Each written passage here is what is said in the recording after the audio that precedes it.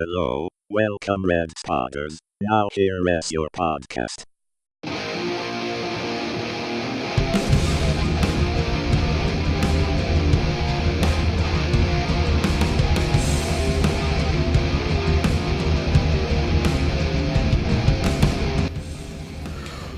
Wasn't that an epic finale? I think so. Ladies and gentlemen, Walking Dead, the season finale, the 5th season finale. What a hell of a ride. I mean, there was a lot more things going on in Washington, D.C. than House of Cards. Am I right, Alexis? Am I right? Morgan is back! I'm so happy! Morgan is back. Alright, first we have Glenn and his square off with the Alexandrian.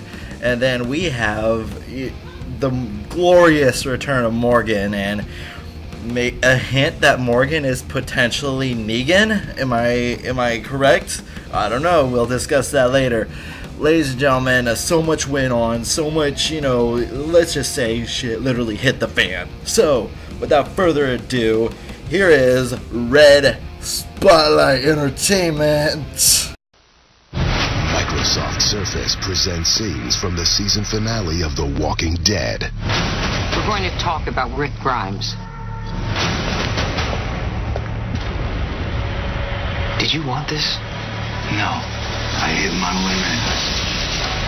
They'll hunt us. They'll find us. They'll try to kill us. But we'll kill them.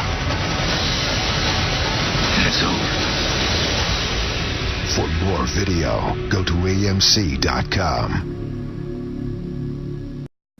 Alright, ladies and gentlemen, let's get to the program. Alexis, my lord almighty, that was some finale. I can't even, it fathoms me. I thought I was gonna get really, really mad.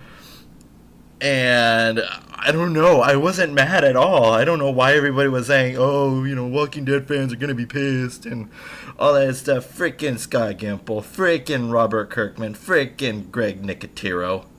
All those people. Even frickin' Norman Reedus. How dare you guys? You guys get us all scared for nothing. That's just preposterous. I mean, wouldn't you think? Well, I wouldn't say it's for nothing because I have never been on the edge of my seat at a Walking Dead episode like that. Now, a 90-minute episode, that last half hour, I was having a panic attack.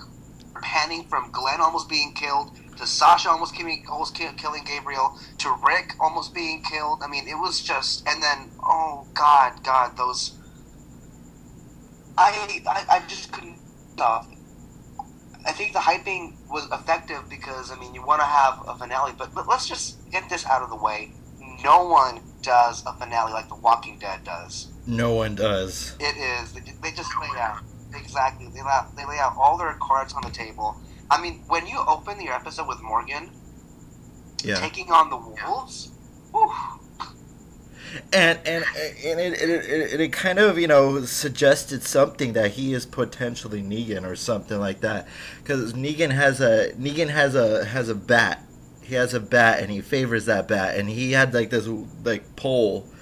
He had this pole, and I'm like this because The Walking Dead always changes stuff from the comics all the time. Maybe instead of a bat, it's gonna be a pole and all that stuff. They changed the 4th season finale. Quote, just to suit, audiences who watch the show. So it's not necessarily on the Blu-ray. When I was watching the 4th finale, it was the exact same quote, the unedited version. Oh, you see that, by the way, yeah. All right, cool. But still, what do you think about that? That's Negan. Come on, it's not Negan. It's not. That wasn't. Okay, a bat is a bat, but that was like a Jedi stick. I don't know what you want to call it. Oh yeah, and then he went all Master Yoda on those wolves people. He was saying, oh, and then it turns out that guy was threatening him with a blank. That was yeah, I know. It was stupid. But we have to. Let's just dive into Morgan right now because that's the one that's really getting our attention the most here. We have been Also known as the Talking Dead secret guest star. Of course. But we know that Morgan has he's been in and out of this season, like wondering what's up, what's he doing, and I mean we got our answer as we know he was following Rick, and when the moment when he handed that map to Daryl, it's like, well, that's exactly what he was doing the entire time. Yeah, and then when Daryl says, "Hey, I know this guy. Let's go," and then all of a sudden they walk into a blood fest, you know, to basically a murder of, you know, the I guess the death spray of Pete, you know, and it was just and then he's like saying, "What? I did not see Rick season 1, you know. I saw Rick season 5, you know." That was the perfect way to end the episode, because Morgan and Rick are the very first characters that we're introduced to for the entire episode premiere of the series, and to bring them back, and they have been through seismic shifts in their characters. The last time we saw Morgan interact with anyone in an episode, like a whole, he was kind of loopy, clear, and he was off his rocker. Something way off his rocker than Sasha and Gabriel combined. Oh, dude, those two. We'll get to those later. Those two were fun tonight. Weren't they a pocket full of sunshine? I mean, the way they ended that episode was just great. But I mean, this entire episode was really the Alexandria now is changed, and I think everyone seems to be on the same page right now. Just poor Reg, man. He had to take the slitting of the throat by Pete right there, and yeah. Deanna was just like, "Oh my love, my oh." And then all of a sudden, Deanna said, "Do it," and then I was like, It was almost like episode 3 when Anakin and Count Dooku was right there, and then you see Emperor Palpatine. Oh, good. Do it now, Anakin. Isn't it? But dude, yeah. It was just all over the place, and in a good way, you know. And then you think that, you know, that Daryl is gonna get caught by, you know, the wolves and all that stuff. I mean, it looks like it leads into it. I honestly thought he was a goner when he was ready to like go out into that pack of walkers. I was like, oh no, this can't be it. He can't go out like this. And I was very terrified that he might have gone out. But thankfully, he's still around. Yeah, I honestly, I don't see why, you know, why they advertised, oh, you're gonna get mad, you're gonna be furious, and all that stuff. I was not furious, and that, in this case, I'm rooting for this series even more, you know, after seeing it. Yeah, I mean let's. Can we say this is the best finale yet? I think it's up there. Let's go to to quote Hosier, let's go to church. Take me to church. Let's talk about that confrontation between Sasha and Gabriel.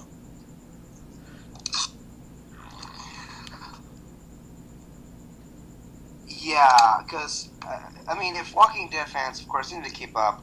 The two of us have been completely infuriated with Gabriel the entire season, especially what he did 2 weeks ago. We were just like wanting to get rid of him already. But I think it was rather great to see what was actually going through him. It turns out that it's himself. He hasn't found a way to deal with himself. He is just as, it turns out the entire time, in his own calm and quiet way, he was just as sporadically destroyed as such as like Sasha. That parallel was just brilliant, and how they both, when they, like, okay. I mean, we don't know Gabriel's full story yet, you know. No, we don't.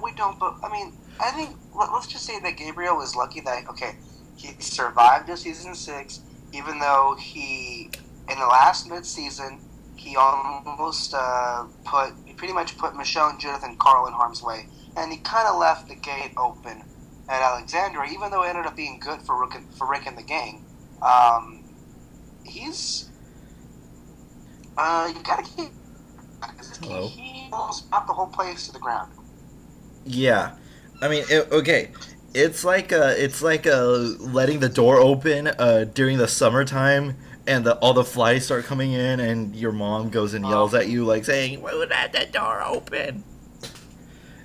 I think that is the exact parallel. I mean, he messed up. He messed up, and I think that Rick is gonna give him a solid, I guess, talking to, you know, after that. But I was okay.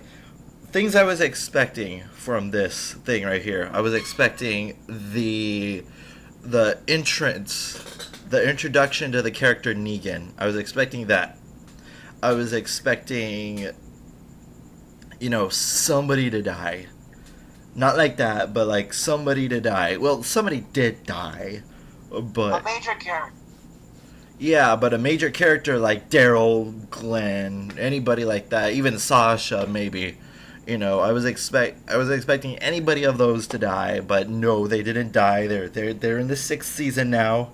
They're safe for now.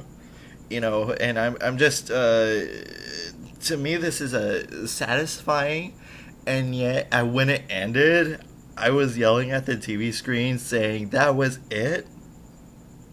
I mean, did you or did you not feel that way? Well, for like a second, but like I told you, I thought it was the perfect way to end the season. I mean, this episode, or this finale, was really the culmination of all 16 episodes of this fantastic, this amazing season, and all of those storylines really came to a really nice close. Parallel. And, of course, I mean, it's pretty much a cliffhanger, right? In the sense that, well, you want to see what happens next already, but in a way, I think it was a satisfying end because when do you recall a finale like this? Maybe the last finale would be season 3, where our group has really won. I think they won tonight. I mean, did they not pretty much just win Alexandria? Yeah, They won team. What is that? Right when Deanna said "do it," that means she gave Rick the keys to the city. He's now he's now the HSE head in charge. So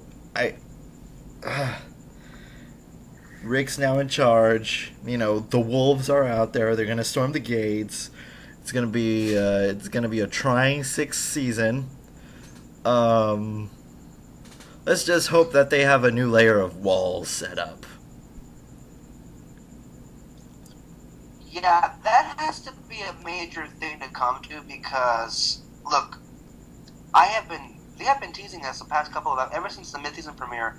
The wolves are near, or they're not far, and we sure as hell are gonna see them in the premiere or something.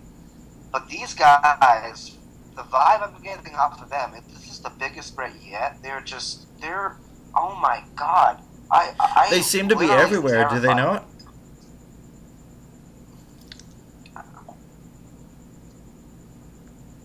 Hello? Hello? I'm here. Technical difficulties, ladies and gentlemen. They seem to be everywhere, do they not? Yeah, that's really the question here. It really made me question, God, Sasha, Gabriel, Carl, Enid, Nicholas, Glenn, even Eugene, Tara, and Glenn, when they all went out to that grid warehouse thing, it's like they all could have been killed at a moment's notice. They were lucky. I mean, my bet is that, and we even got a little conversation about it tonight with Daryl and Aaron, is that these are the people that Deanna originally exiled, and they pretty much just started off calling themselves the Wolves. My bet is that they're going to come back pretty soon. I mean, they're around the area. They're more like in the neighborhood. Pretty much. And when you see the majority of those walkers... Oh my gosh. That was a sister trap. Negan... Okay, since they're in Washington, D.C., Negan is portrayed by Kevin Spacey. That's the stupidest idea I've heard in my life. Oh, I see what you did there. That was a Frank Underwood impression. Oh God. Uh, Let's see. Ooh, goodness gracious. How awesome was Morgan in that stick? Oh God, it's like. yeah, he was. He was like Master Splinter. He was all over the place. It's like Yoda versus Count Dooku. I found that really appeasing. Oh, and I mean, if we're touching upon all the different things that happened tonight. I mean, this episode was just great because of all the powerful exchanges we've had. Let's just start off with the most interesting. Towards the end, that exchange between Rick and Michonne. What did you think of that? Because you have been very vocal about how all over the place Michonne seems to be. Well, what did that make for you about Michonne's character at that exchange with Rick? I think Michonne needed an assurance that he's in the right state of mind. And and she has her proof now that when Rick handed her the gun, I think that was a reassured, state of, presence, because she thought that he's going to the loony bin like everybody else, and I don't blame Michonne. She was trying to, protect herself. It was a defense mechanism, that she put up around herself. Yeah, I mean, exactly. But even when she answered, she pretty much said, "When I knocked you out, I did it for you, not for them." Right now, I'm getting a very sister-brother relationship from both of them. I know, but I wanted to go more than that. I'm sorry. I ship Michonne all the way. You ship Michonne, yeah. Are they your OTP? Yeah. That's great. I mean, I don't know. I love those two together. And then that other exchange between Rick and Carol, it's like, oh, sunshine. You can't have it both ways. I love Carol's reactions to everything. I mean, I think the star player, the MVP of the season is definitely Carol, don't you think? I mean, from beginning to end, and one of my favorite. This season has been amazing because in almost every single episode there is a scene that is memorable. No matter how dodgy or good the episode was, there is a memorable scene. Exactly. Aside from Carol's cookies, this episode, I mean, and that sunshine scene was great as well. But when she walked into where Pete was at, I love that scene. One of my favorite scenes. How she played with the knife, and it's like, I could kill you if I wanted to, but no. In fact, I'm Hello? Because I want to use you. Hello? Say that again. I'm here. Alright, what I said was, the way she just walked to Pete's house, played with the knife, and just toying with him, even though in reality, what she was planning, she was using him for later on. It's like, you are what's going to make us stay here. So, just to let you know about that. And he played it perfectly. I mean, she played it perfectly. Carol, to tell you the truth, Carol is just, you do not want to mess with her. And she's like, she can be anything and anyone. And she kind of manipulated him to, go senile, and do all that stuff. She laid down the foundations, and she's like, I think that Carol is like the watchful big sister to Rick. She's their den mother. Like, I was rewatching the entire season, and in that episode when they first get to Alexandria, that interview with Deanna, she was like, well, I'm kind of the den mother of the group. Yeah. Carol, man. I reward MVP of the season to Carol. I second that, and she better win an Emmy this year. I'm just saying. Oh, you know what? It's not going to, because you know why? Because fans love it. Alright? That's why it's not going to win, because fans love it. And if as these pretentious old people, I don't know. I'm being cynical. I shouldn't. Okay. and we got the I'm sorry scene between Abraham and Eugene. That was nice. Oh, it was like a big brother making up to his little brother for punching him in the face. Yeah, I also want to touch upon that. What do you think of what do you make of the whole Abraham, Rosita, and Eugene from when we first met them to right now? They're one big happy family. They're starting to be that again. Yeah. But their growth has just been exponential. I mean, when I first met them, I think it was somewhere in the mid of 4, right? When we first met them. I mean, they were basically... What made them interesting was the whole Washington, D.C. component. And when that crapped out, it's like, okay, where are they going to take these characters? And I think Abraham, amongst those three, is starting to become a fan favorite. I mean, it could go down that way. Yeah, he's a force to be reckoned with. At first, when Abraham came in, I thought he was like his characteristics was Wonder Bread. You know, I thought, and he was very bland, very stoic, and very all that stuff. Until I found out the emotional depth that he had. I mean, who am I to kid Walking Dead and give proper character development to make you like another character unless they're an evil villain? Walking Dead in a nutshell, So this whole season was without a doubt one of the best, if not the best, of the. I think it's the best. It is the best, hands down. Okay, and then I was a little questionable as to what they were doing with the Sasha character, but with this finale, I think she's becoming a highlight of the show. I think Sasha. I think she's displaying the psyche of the show, like yes, everybody's psyche of going through a tribulation and distress and all that stuff. I think that's what's the glue and what's holding her together. And okay, let's talk about the famous shipment between Darren. Okay, Darren is the OT. For those who don't know, that's the shipment between Daryl and Aaron. All right, now them two right there are a force to be reckoned with. I don't know. I think Aaron needs to leave Eric for macho man over here with the wing pattern vest. I mean, let's just okay.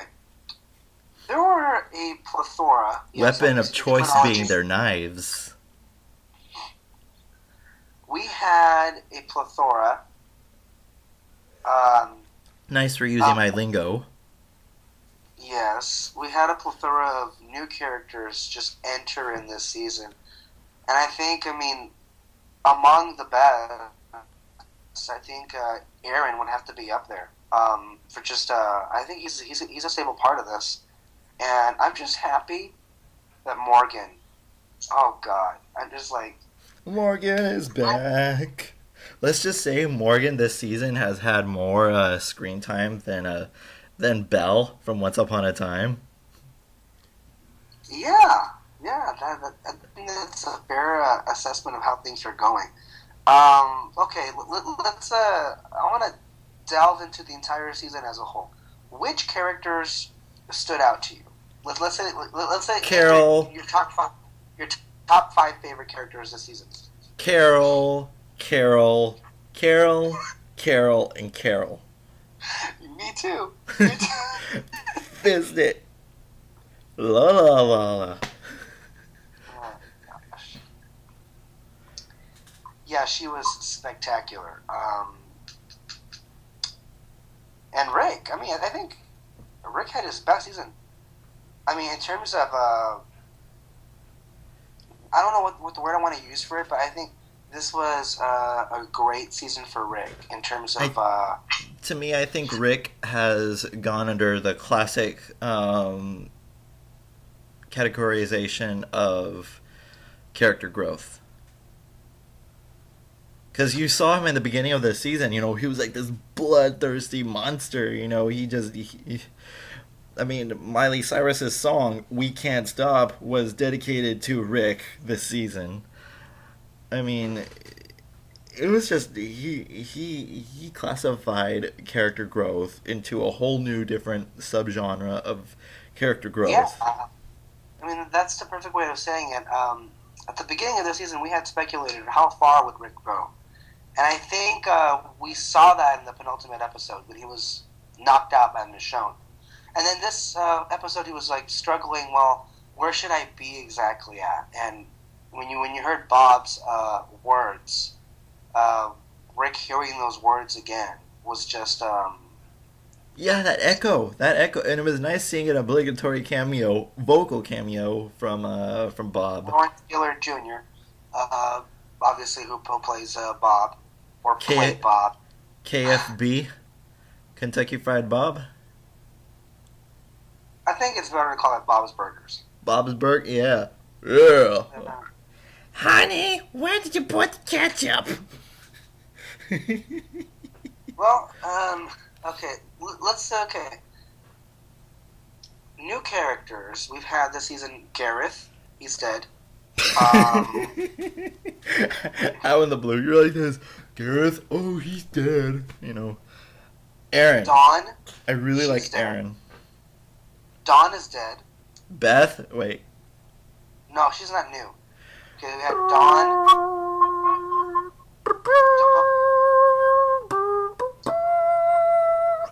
Beth, when she friggin' died, that was just all around intense. We'll get to Beth right now. I just want to say, we had Dawn, Noah, Of the Planet of the Apes. Jessie, can't forget her as well. Deanna. Hey, Jessie. Okay, I think we're losing all credibility. What's going on? I don't know. I'm just happy. I'm just happy that Daryl and Glenn are still alive. You know, and Negan is nowhere near the campground for now, and everybody's satisfied. It's just one big happy family, except for Jesse and Rick, which in fact, so that's gonna be awkward. My estimation is so we're officially naming the best new character of the season to Aaron. Yeah, I have to say so. And I'm assuming the worst new character would be Father Gabriel. Oh my god. He drove me freaking insane. I don't want him alive anymore. I gotta say it was a powerful moment when Maggie kind of forgave him. Yeah. No, we don't forgive him. Do you forgive him? Not well. Well, It's interesting because he kind of inadvertently helped the group by letting the walkers in. but that was only during sheer stupidity. But if it wasn't for his sheer stupidity, well, that we could have argued things could have gone a different way. Well, I guess everything happens for a reason, right? But then at the same time, had Father Gabriel not been one of the big reasons why the group won, Father Gabriel would have been one of the big reasons why they would have lost, because when Deanna played the Father Gabriel card, Maggie was like, oh, hell no, bitch. I'm going to get Gabriel right here, and he's going to prove you wrong. Exactly. And she was, I could literally see her walking into the church and grabbing him by the ear and dragging him all the way to the campground. And that's exactly what she was going to do. If it hadn't been for Sasha, who was, oh god. That part when Sasha laid down in the Tomb of Walkers, what did you make of that? She's gone bye-bye, Egon. Okay, where is Sasha right now, do you think? Do you think she's better than she was, or than she has been? I think she had some sort of closure this finale, but I don't think she's gonna be fully over it until she blows over. Okay. Let's look it back. Okay. Name your top 5 favorite episodes of the season. So if you have a tablet or a phone, like get the whole list out, like your 5 favorite episodes of season 5. Top 5 episodes of season 5. That's a hard one. It is. That's a very very very hard one. Hold on. I got the list out. Good old Wikipedia, right? Yep. Oh, there was a troll on Wikipedia that edited the plot portion, and the only thing that it said was Daryl dies. That's not funny. I'm like this. Oh, trolls. Okay, no sanctuary. That's a given right there. 4 walls and a roof. That right there was amazing. Let me see. What are yours? I'm gonna think of more. Okay, my favorites, without a doubt, we have to begin with No Sanctuary. No Sanctuary, I mean, I will call it right now, when the series is over, No Sanctuary will be one of the definitive episodes of the series.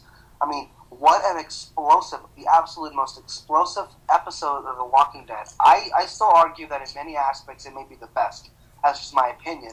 And Carol, the way she just single-handedly took down Terminus.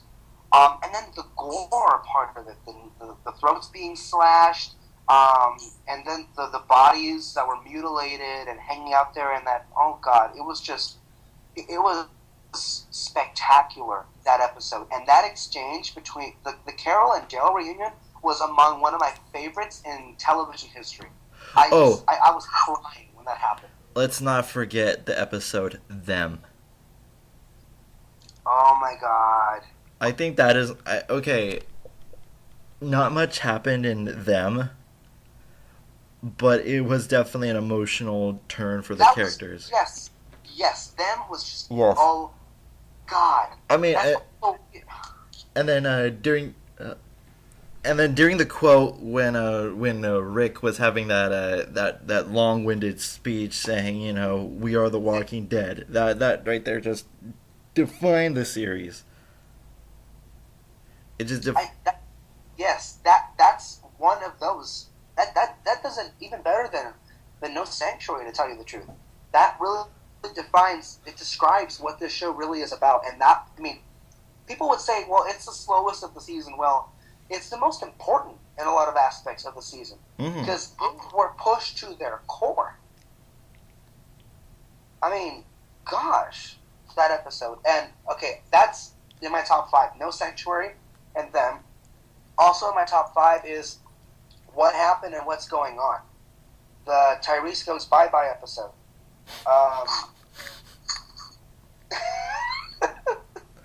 I thought visually it was masterful. And then you see the governor pull up. Guess who's back again.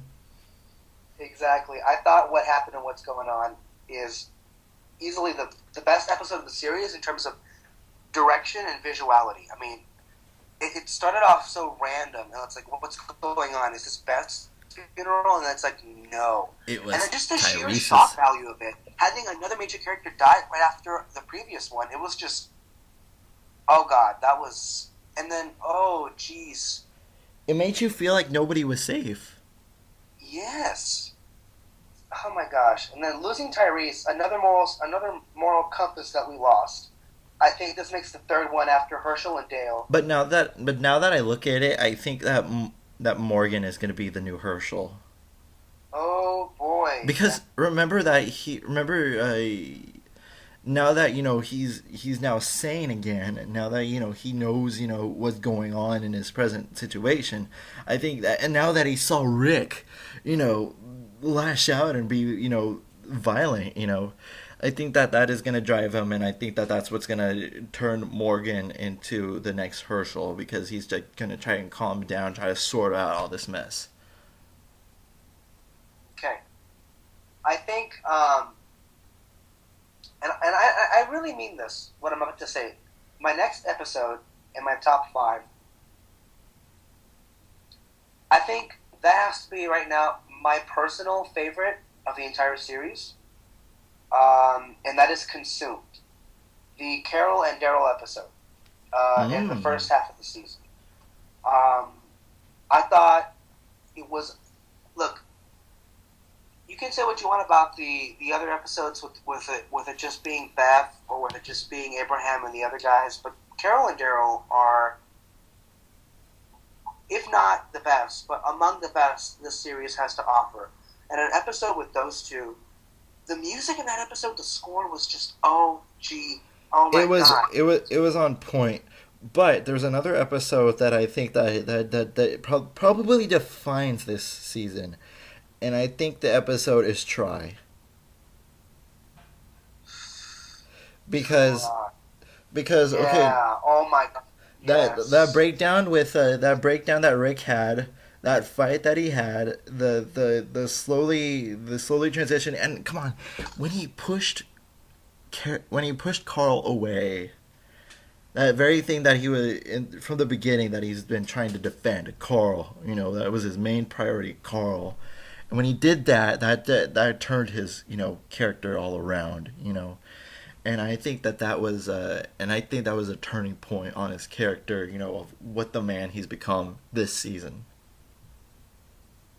Exactly, and I think you perfectly defined. I think right now, if I were to name a top 5, it would be Try, Consumed, No Sanctuary, What Happened and What's Going On in Them. But the finale, I have to watch a couple more times. And the only reason why I would say Conquer would be in that top 5, I think a main reason would have to be the group actually wins for a change. I mean, if you look at it to where they are right now, to where they were at the end of last season, dear God, what a parallel. Yeah, to me, I think that it was a great contraceptive. I think it was a. All right.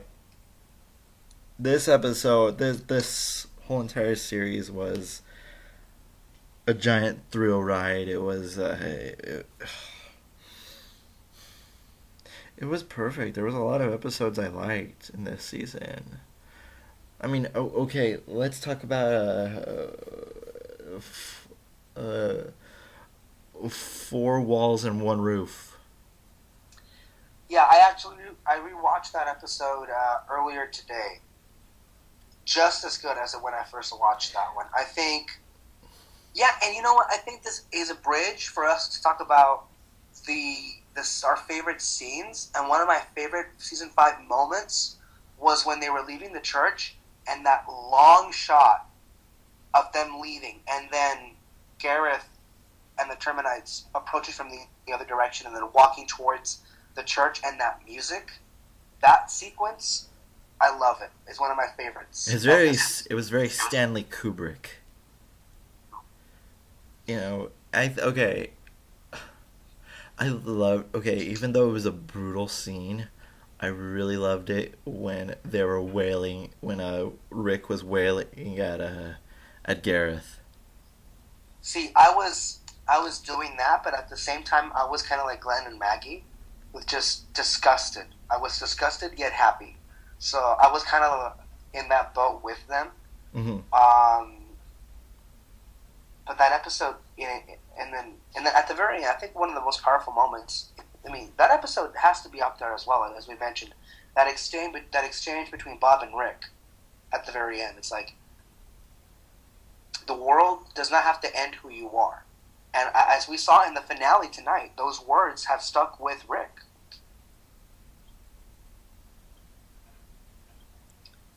How do we feel? Okay, I think we can agree that the weakest part of the season was probably the whole Grady Memorial Hospital storyline. And I think what was mishandled, I think Beth's death, to a large degree, I think fans agree, was a little bit mishandled. Looking back on it, because I think a lot of people felt as if that was a stupid reason to die. It was. How do we feel about the whole Beth thing right now?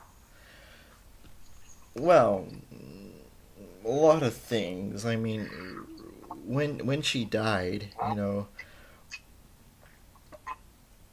it was I was furious. I was completely angry. I mean, this is okay. I cannot, put it together.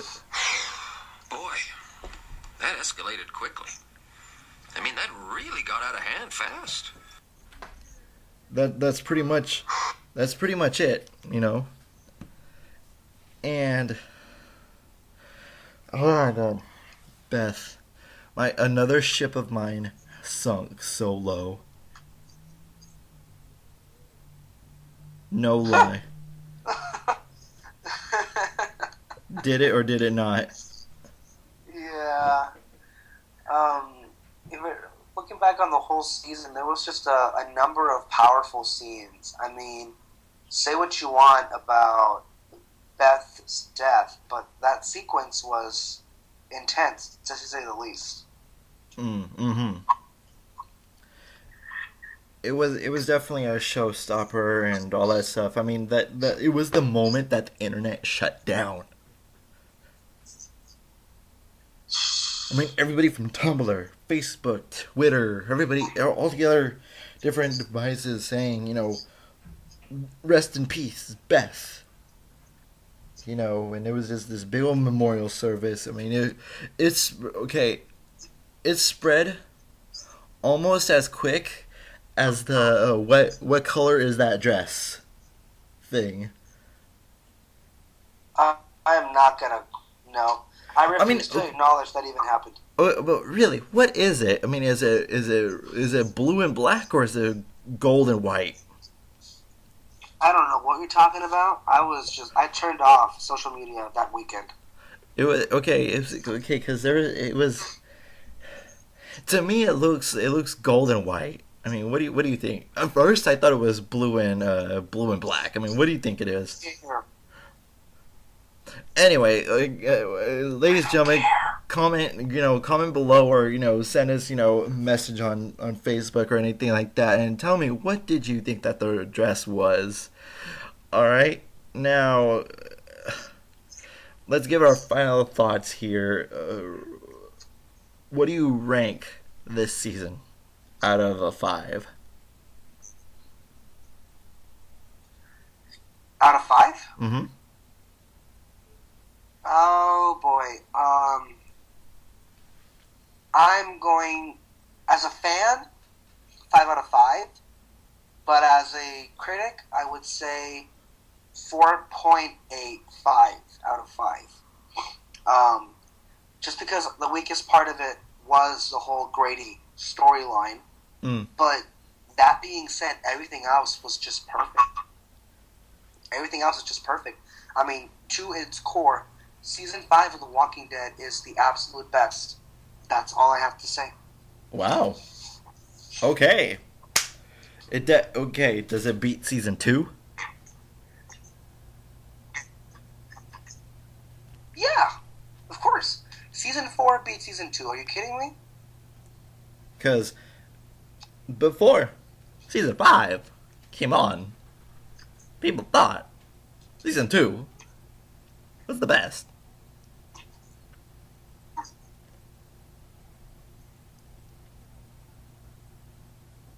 I don't know. Well, I guess we ran your ears long enough. This has been one hell of a season, don't you think? And I am looking forward to in October when The Walking Dead returns. Okay, let's start our clocks. It's